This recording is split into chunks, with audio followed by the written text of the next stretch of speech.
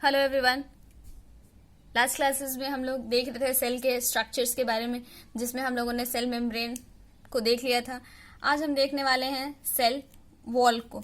ठीक है, तो सेल वॉल हमारा क्या होता है? तो ये जो हमारा लास्ट क्लास में जो हम लोगों ने पढ़ा था, डेट इज सेल के किसी भी सेल के कवरिंग को हम लोगों ने, आउटर कवरिंग को सेल मेम्ब्रेन का नाम दिया था। तो ये सेल वॉल जो है हमारा, ये स्ट्रक्चर हमारा सेल मेम्ब्रेन से भी बाहर प्रेजेंट रहेगा, और ये सिर्फ और सिर्फ हमारा किस में प्रेजेंट होगा? प्लांट सेल्स में। मतलब कि सेल वॉल हमारा एनिमल सेल में एग्जिस्ट नहीं करेगा।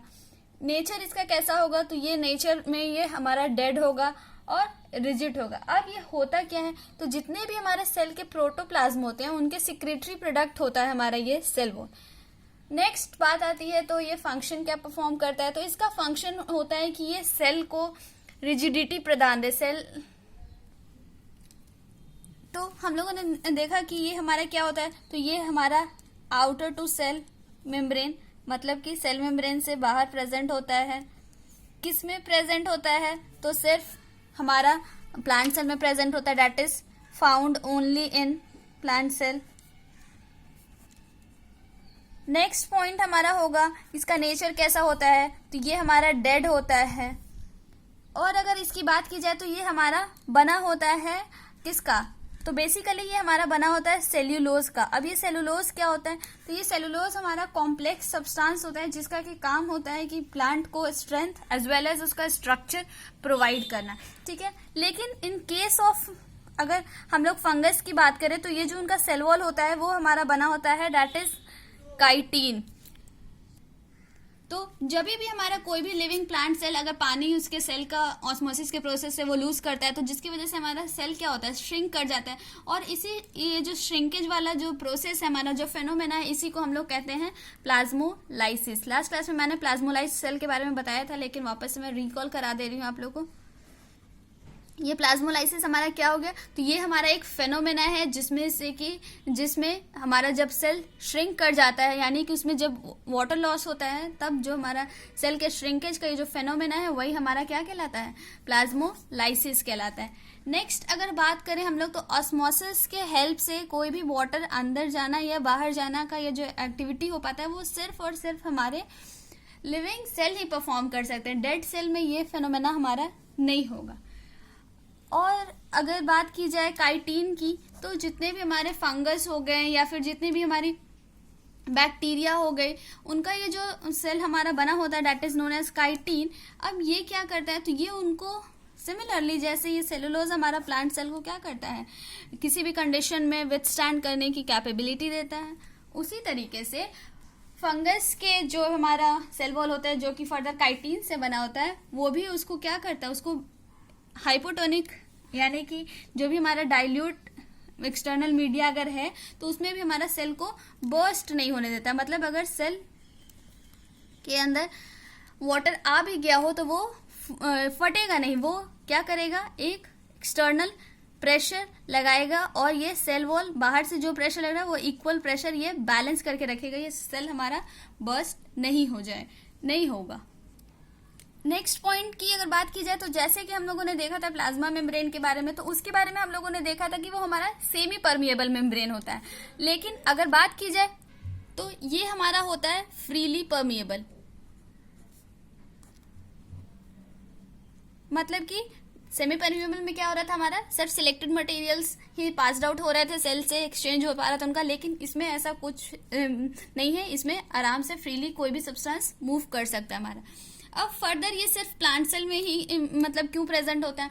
क्योंकि प्लांट्स के में बहुत सारा ऐसा कंडीशंस है, वो मूव नहीं कर सकते हैं उनको। सेम हमारे यहाँ क्या है, अगर ठंड होगी या फिर बहुत ज़्यादा धूप है तो हम घर में आ सकते हैं, अपने आप को बचा सकते हैं। लेकिन प्लांट्स को किसी भी कंडीशन में उनको बाहर ही रहना है, वहीं रहना है जहाँ वो हैं, बारिश हो, ठंड हो, गर्मी हो।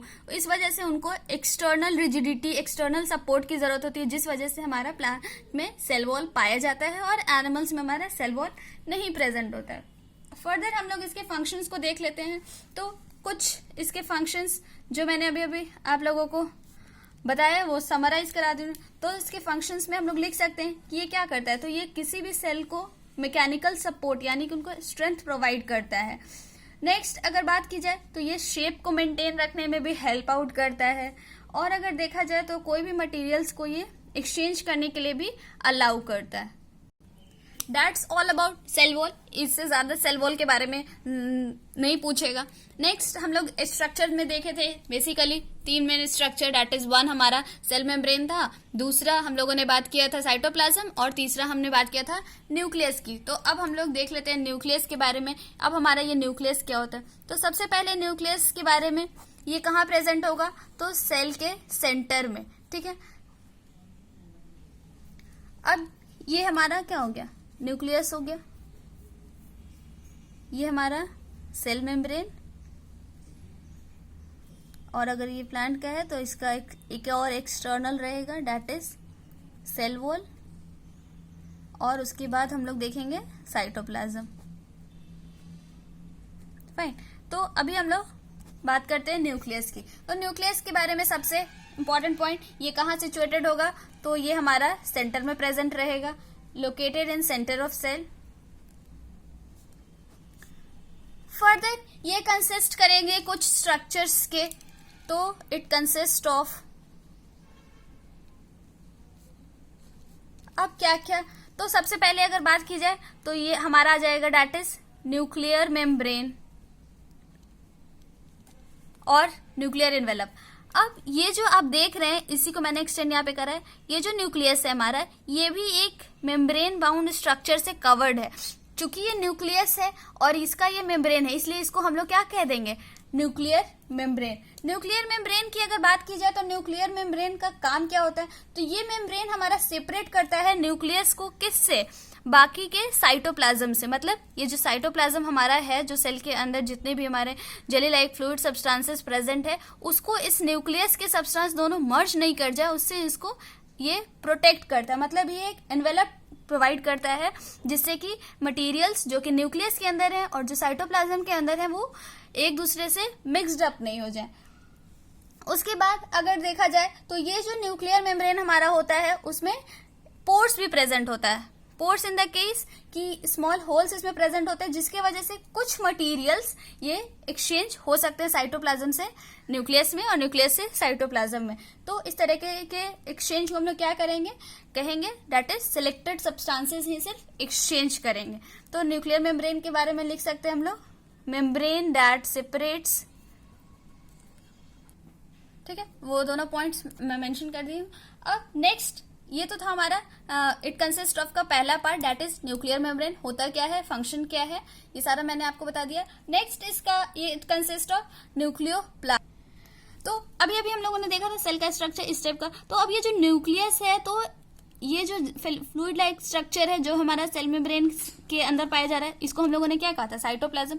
अब ये जो यही सेम लिक्विड अगर न्यूक्लियस के अंदर प्रेजेंट है हमारा, तो वो क्या कहलाया जाएगा, हमारा न्यूक्लियोप्लाज्म कहलाया जाएगा। तो इसको हम लोग कह सकते हैं इट इज द साइटोप्लाज्म किसका, ऑफ न्यूक्लियस, ठीक है। नेक्स्ट पार्ट की अगर बात की जाए तो वो है हमारा दैट इज न्यूक्लियोलस। अब ये न्यूक्लियोलस क्या होता है, तो ये न्यूक्लियोलस जो होता है हमारे, तो ये न्यूक्लियस के अंदर ही हमारे small Oval body like structure present होते हैं, जिसमें कि प्रोटीन और आरएनए ज्यादा मात्रा में प्रेजेंट होते हैं, और यहीं पे हमारा जो भी राइबोसोम्स होता है उसका फॉर्मेशन होता है। तो ठीक है, ये सारे कुछ पार्ट्स हैं जो कि हमारा फर्दर न्यूक्लियस कंसिस्ट करता है। न्यूक्लियस हमारा किस चीज से मिलकर के पूरा एक कंप्लीट न्यूक्लियस में क्या क्या होता है, तो सबसे पहले न्यूक्लियर मेम्ब्रेन होगा, दूसरा हमारा न्यूक्लियोप्लाज्म होगा, तीसरा हमारा न्यूक्लियोलस होंगे, और चौथा हमारा न्यूक्लियर मटीरियल होगा। तो पहले न्यूक्लियोलस के बारे में एक लिख लेते हैं। न्यूक्लियोलस क्या है हमारा, तो अभी अभी मैंने आपको बताया कि ये स्मॉल ओवल बॉडी होते हैं जो कि रिच होते हैं किसमें, प्रोटीन में, rich in protein as well as RNA. RNA stand for ribonucleic acid. अब यहाँ पे होता क्या है, तो इस न्यूक्लियोलस में हमारा राइबोसोम का फॉर्मेशन होता है, तो वो भी पॉइंट लिख लेंगे, that is it is the site for ribosome formation. Fine. अब ये हमारा राइबोसोम क्या है, तो ये भी हमारा एक ऑर्गेनली है। नेक्स्ट बात की जाए अगर इसका न्यूक्लियस के पार्ट का, तो वो है हमारा न्यूक्लियर मटेरियल, सबसे इंपॉर्टेंट पार्ट न्यूक्लियस का। अब ये न्यूक्लियर मटेरियल क्या होता है, तो इस न्यूक्लियर मटेरियल को हम लोग कहते हैं क्रोमैटिन, ठीक है। अब ये जो क्रोमैटिन होता है, ये जो न्यूक्लियर मटेरियल होता है, इसमें हमारा होता है, अब ये क्रोमैटिन क्या होता है, तो ये क्रोमैटिन हमारा इस टाइप का कुछ थ्रेड लाइक स्ट्रक्चर होता है, ठीक है। अब ये थ्रेड लाइक स्ट्रक्चर होता है, लिख देती हूं मैं यहाँ पे, थ्रेड लाइक स्ट्रक्चर। जब हमारा कोई भी सेल प्रॉपर डिवाइड नहीं कर रहा होता है, तो उस टाइम पे हमारा ये nuclear material in the form of entangled thread, ऐसे उलझे हुए धागे टाइप से स्टेट में रहते हैं, ठीक है। लेकिन जैसे ही हमारा ये सेल डिवाइड करने के स्टेज पे पहुंचता है, तो ये जो क्रोमैटिन मटेरियल है हमारे, ये एक क्रोमोसोम के फॉर्म में ऑर्गेनाइज हो जाते हैं। क्रोमोसोम हमारा इस टाइप का कुछ रॉड लाइक स्ट्रक्चर होता है, ठीक है।